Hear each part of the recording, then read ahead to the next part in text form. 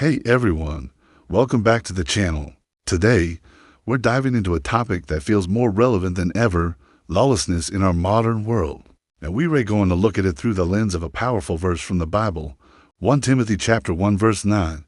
Have you ever looked around at the news, or even just your local community, and felt like things are getting a bit chaotic? Like the lines between right and wrong are becoming increasingly blurred? You're not alone. It's a feeling many of us share, and it can be unsettling. But what if I told you that ancient wisdom, written thousands of years ago, offers incredible clarity on this very issue? That's what we're exploring today. The verse we're focusing on says, "The law is not made for a righteous person, but for the lawless and disobedient, for the ungodly and for sinners, for the unholy and profane." Now, at first glance, that might sound a little strange. Isn't the law for everyone? Well, Paul, the author of this letter, is making a really profound point here. He's saying that for someone who is already living a life aligned with goodness, with what the Bible calls righteousness, the law isn't a burden. It's just a description of how they already live. Think of it this way. A person who naturally drives the speed limit doesn't feel oppressed by speed limit signs. They're just a confirmation of their good habits. But for the lawless and disobedient, it's a different story. The law exists as a necessary boundary, a guardrail to restrain actions that harm individuals and unravel the fabric of society. So, what exactly does lawless mean in this context? It's more than just breaking traffic rules. It's about a deeper rejection of order, a dismissal of moral standards, and a defiance against any authority, whether it's human government or a divine creator. It's an attitude that says, "I will do what I want, when I want, regardless of the consequences for others." This spirit of lawlessness is what Paul is addressing, and it's something we can see playing out in our world in so many ways. From large-scale corruption and injustice to the breakdown of civility in our daily interactions. This rejection of established moral order is a running theme. So, let's break down the categories Paul lists.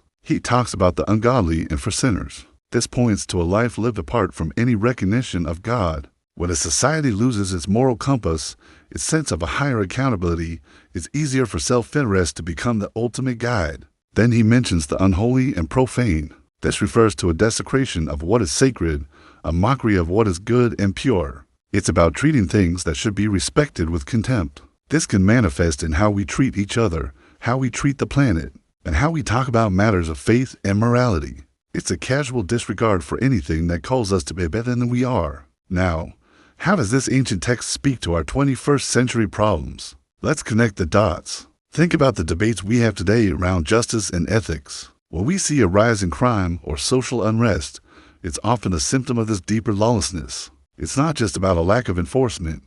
It's about a loss of shared values. When people no longer believe in an objective standard of right and wrong, the law becomes just a game of power who can get away with what.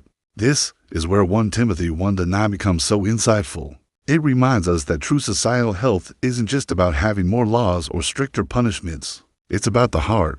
It's about cultivating righteousness, not just punishing lawlessness. The Bible suggests that the ultimate solution to lawlessness isn't just external control, but internal transformation. When a person's heart is changed, their behavior naturally follows. They begin to love their neighbor, to seek justice, to act with integrity not because the law forces them to, but because it's who they are becoming. This is the difference between a society held together by fear of punishment and one held together by mutual respect and love. The first is fragile, the second is resilient. Paul's point is that the law is a good and necessary tool. It serves as a mirror to show us where we fall short and as a restraint to protect the innocent from harm. But it was never meant to be the final solution. It points to our need for something deeper, a change of heart. So, when we look at the issues in our world, from corporate greed to political division, from internet trolling to casual cruelty, we can see the spirit of lawlessness at work. It's the elevation of self above all else. But 1 Timothy gives us a framework for understanding it. It tells us that these aren't new problems. Humanity has always wrestled with the tension between our selfish desires and the call to live for something greater than ourselves. The biblical perspective encourages us to look beyond just the symptoms, the crimes, the arguments, the chaos, and address the root cause, a heart that is disconnected from its source of moral truth. This also brings in the concepts of justice and compassion. A society that only focuses on punishment without addressing the underlying causes of lawlessness like poverty, despair, or lack of opportunity is only doing half the job. The Bible consistently calls for justice for the oppressed and compassion for the vulnerable. A truly righteous society doesn't just lock up the lawless. It seeks to create conditions where people are less likely to turn to lawlessness. In the first place, it's about building a culture of honor, respect, and care. So, the law is for the lawless, yes, but love, compassion, and the pursuit of righteousness are for everyone. They are the building blocks of a healthy community and the ultimate answer to the chaos we see around us. So, what's the takeaway for us today? First, it gives us a lens to understand the world. Instead of just feeling overwhelmed by the news, we can see the underlying spiritual and moral dynamics at play. Second, it challenges us personally. Are we living as righteous persons for whom the law is simply a confirmation of our lifestyle? Or do we find ourselves chafing against moral boundaries, wanting to be a law unto ourselves?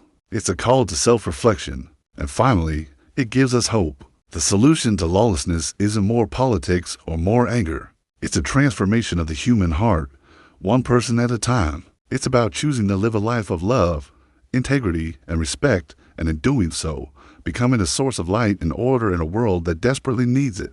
This ancient verse, 1 Timothy 1-9, is more than just an old religious text. It's a timeless diagnosis of the human condition and a signpost pointing toward the cure. It reminds us that laws are good, but a changed heart is better. And that's a message that is just as powerful in our hypermodern, chaotic world as it was 2,000 years ago. Thanks for watching and thinking through this with me. If this resonated with you, hit that like button and subscribe for more content that explores these deep questions. I'll see you in the next video.